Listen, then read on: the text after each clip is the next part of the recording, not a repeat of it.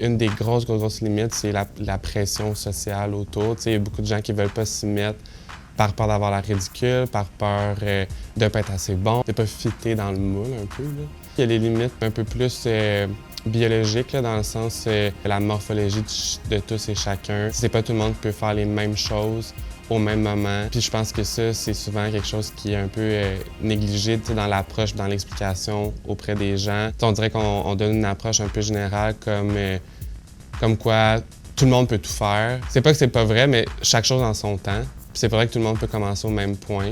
Fait que déjà, ces limites-là. À cette question-là, j'ai envie de dire les infrastructures. Je trouve que la manière que les municipalités sont organisées, ça donne pas suffisamment de place à un transport actif qui est sécuritaire. Puis des fois même, à l'intérieur des entreprises, il peut y avoir des freins à justement le transport actif. Par exemple, pas d'accessibilité pour stationner le vélo, pas d'accessibilité pour, par exemple, des douches, des choses comme ça. Je pense que les institutions et les municipalités ont beaucoup de travail à faire de ce côté-là. Il y a l'environnement dans lequel tu es. Si t'es pas, c'est pas dans tes habitudes à toi de faire un espace dans ton horaire pour une activité physique ou pour bouger ou pour te laisser ce temps-là, si t'as pas été sensibilisé à ça ou t'as pas été exposé à ce mode de vie-là, on va dire, ben, ça peut être une limite aussi. Côté infrastructure, j'ai également envie de dire que moi, ce que j'entends, puis ce que je lis beaucoup, c'est que l'équipement n'est pas adapté à tous les corps. C'est un peu comme dans la mode, il y a des biais envers certains types de corps